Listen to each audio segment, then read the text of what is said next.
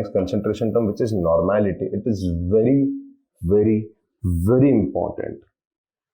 सबसे बड़ी चीज क्या है कि बच्चे को नॉर्मलिटी समझ ही नहीं आती. सो नॉर्मल लाइफ है, normality is difficult to understand, but अगर आपको एक बार समझ आ गई ना, वो practice will make you perfect.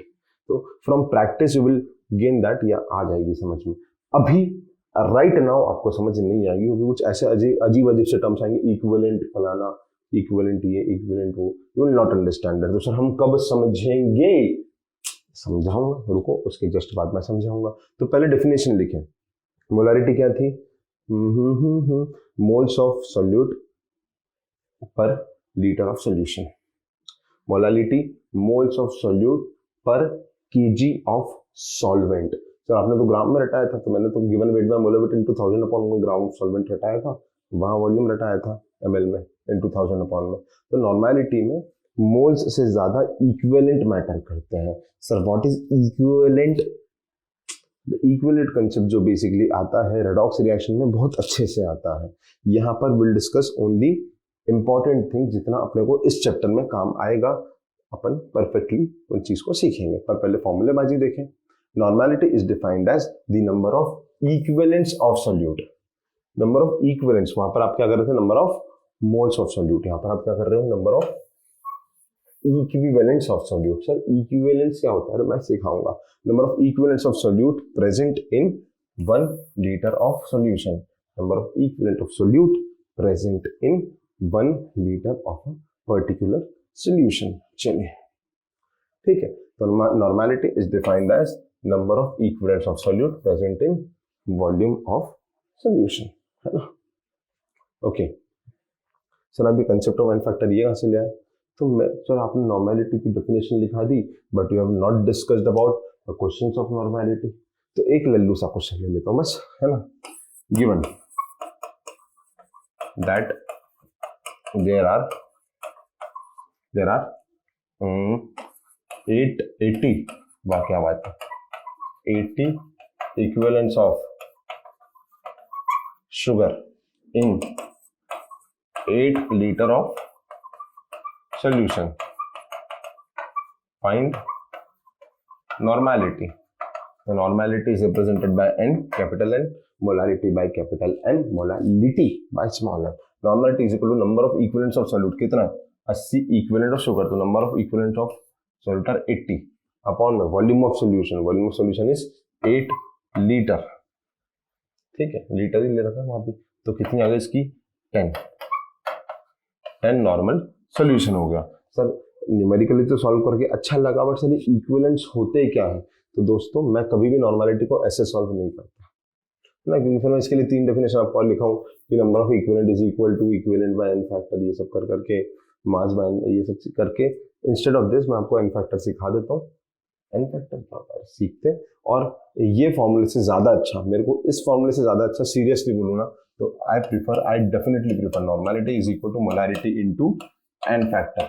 ये फॉर्मूला मेरे को सबसे सही लगता है, क्योंकि बच्चों के मोलारिटी तो एकदम दिलो दिमाग पे बैठ जाती है कि molarity given weight by molar weight into 1000 upon mole of solution. तो मोलारिटी तो बच्चों के एकदम दिलो दिमाग के अंदर तक चल जाती है ना. और n factor is a very simple concept, तो उससे आप नॉर्मलिटी निकाल लेते हो. बट अगर आप इक्विवेलेंट के चक्कर में पड़ोगे तो टक्कर हो जाएगी, है ना. तो दैट्स प्रीटी टफ कंसेप्ट. चलिए मैं अब आपको सिखाता हूँ कि एन फैक्टर क्या है. ये एन फैक्टर है क्या, एक बेसिक सा आइडिया आपको दूंगा, है ना. What is n factor? तो next topic is concept of n factor. N factor को कई बार वैलेंसी फैक्टर भी बोलते हैं. एन फैक्टर को कई बार वैलेंसी फैक्टर भी बोलते हैं. मैं सिखाता हूं कैसे निकाला जाता है. तो केस 1 फॉर एसिड्स, है ना. एसिड्स के लिए एन फैक्टर क्या होता है? तो सर आप बताइए, मैं ही बताऊंगा और कौन बताएगा? For acids the n factor या फिर equivalent factor, sorry n factor या फिर valency factor is defined as number of dissociable H+ ions for a particular acid. The N factor is defined as number of dissociable H+ ions. समझ तो कुछ आया नहीं हमें. फॉर एग्जाम्पल अगर कोई एसिड है HCl, तो HCl कितना H प्लस डिसोशिएट करेगा, एक H प्लस, तो इसका एन फैक्टर कितना हो गया 1। अच्छा, अगर कोई एसिड है H2SO4, तो सर अगर ये इक्वेशन दी रखी है कि दोनों के दोनों डिसोशिएट हो गए, 2H प्लस प्लस SO4 डाइनेगेटिव, तो इसका एन फैक्टर कितना होगा 2, इसका एन फैक्टर कितना होगा 2। बट सपोज, लेकिन अगर यहाँ पे ये रिएक्शन दी होती, H2SO4 is dissociated into 1 mole of H plus plus HSO4 minus, तो इसका एन फैक्टर आप कितना लेते हैं? बोलो बोलो बोलो बोलो बोलो सर, 2 लेते, 2H है, नहीं बिल्कुल नहीं। नंबर ऑफ डिसोसिएबल कितने से डिसोशिएट करें, एक था एक कर दिया, 2 थे 2 की 2 कर दिए, but in this particular equation 2 H2SO4 थे, बट उसने इस रिएक्शन में अब तक सिर्फ एक H प्लस डिसोशिएट करा, एक वैसा की वैसा ही है, तो for this particular reaction n factor is 1। तो सर वो तो अगर रिएक्शन दी हुई हो तो बता सकते हैं, रिएक्शन नहीं दी हो तो फिर आप कंप्लीट डिसोसिएशन मानिएगा। H3PO4 H3PO3 इन सबके स्ट्रक्चर से आप एन फैक्टर निकाल सकते हो, कितने H प्लस देते हैं वो, जितने O के साथ H बॉन्ड होते हैं उतने H प्लस वो दे देते हैं, है ना। बट अगर मैं उनका स्ट्रक्चर आपको अभी बताऊंगा तो विल गेट कंफ्यूज्ड, इसलिए मैं इसको एसिड के लिए इतना ही रख रहा हूँ, है ना। केस 2 फॉर बेस, जैसा एसिड है ना दोस्तों, जैसा एसिड के लिए होता है सेम टू सेम वैसा बेस के लिए होता है, तो n factor is equal to number of डिसोसिएबल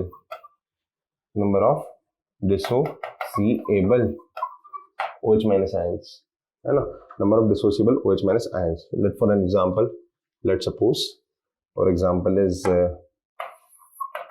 NaOH, तो NaOH कैसे टूटेगा, Na प्लस और OH माइनस, तो इसका एन फैक्टर कितना है 1।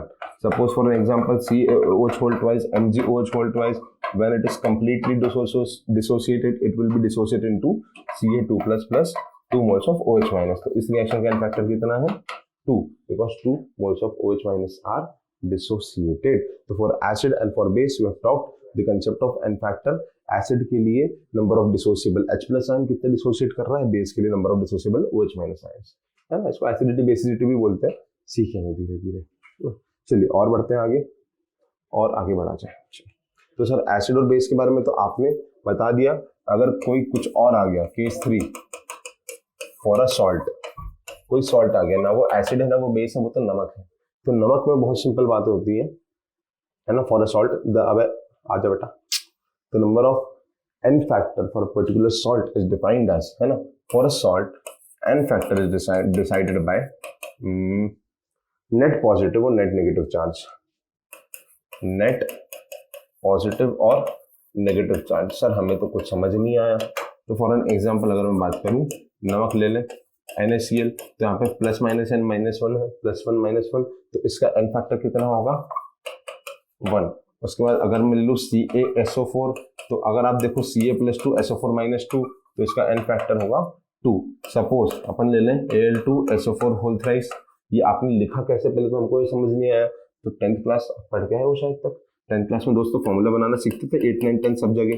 तो एल्यूमिनियम और सल्फेट, एल्यूमिनियम की वैलेंसी होती है +3, सल्फेट की वैलेंसी होती है -2, तो आप करो क्रिस और करो क्रॉस, तो Al2SO4 होल थ्राइस। तो जब आप इसको देखोगे तो इसमें क्या है, 2 mole of Al+3 and 3 mole of sulphate, तो नेट चार्ज कितना है +3, नहीं, यहाँ पर क्या है 1 mole of Na plus 1 mole of Cl minus, तो नेट पॉजिटिव और नेगेटिव, तो 1 × 1 प्लस, यहाँ क्या है 1 मोल ऑफ Ca+2, तो 1 × +2 या फिर 1 × -2 सेम चीज है।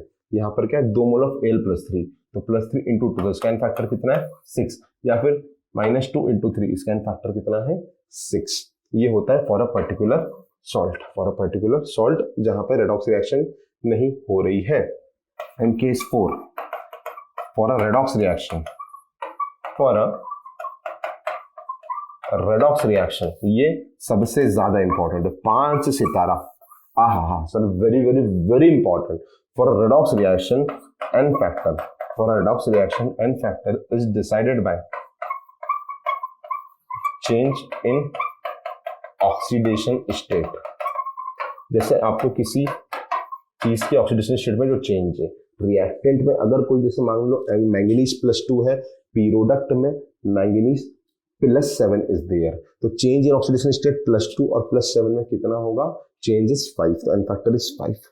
बट सर हमें तो कुछ समझ ही नहीं आया sir, what the hell is this oxidation state, what the hell is change in oxidation state, and what the hell is redox reaction. तो all these things, oxidation state, change in oxidation state, redox reaction, all these things will be covered in redox reaction chapter, जो भी आपके 11th के इसी का part है। Redox में सब चीजें कवर होंगी। ऑल्दो बाद में आफ्टर दिस चैप्टर मैंने भी कुछ चीजें रेडॉक्स की इंक्लूड करी है इसी चैप्टर में, तो अगर टाइम मिला तो अपन देखेंगे। बट आपके लिए अभी सबसे इंपॉर्टेंट क्या है, for right now most important thing is for acid then factor is number of dissociable H plus, and for base then factor is number of dissociable H minus, और उससे भी ज्यादा इंपॉर्टेंट चीज is this normality is equal to molarity into n factor। ठीक है, सबसे ज्यादा important चीज normality is equal to molarity into n factor, बहुत बहुत बहुत बहुत बहुत ही इंपॉर्टेंट, वेरी इंपॉर्टेंट। ठीक है, चलिए।